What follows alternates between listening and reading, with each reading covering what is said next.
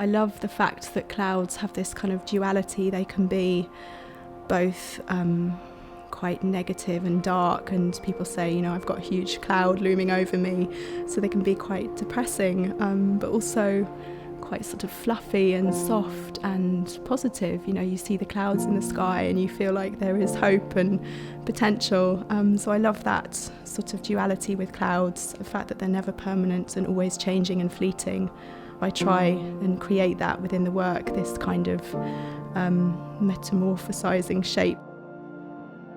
That's what I love about ceramics, is that you can make something so permanent and solid and tangible from something that maybe is quite intangible and always changing in nature, and to try and fix it and make it permanent, it feels really grounding.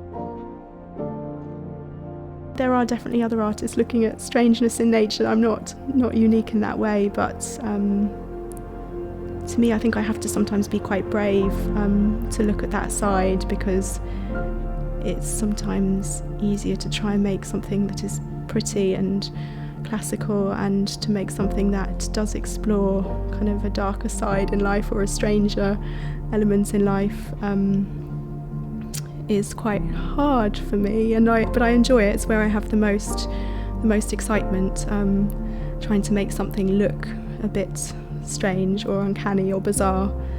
And definitely the glazes are something unique. I spent a lot of time developing like my own range of glazes that kind of work with the form in terms of the sensuality, so having the sensuality on the surface as well as the shapes.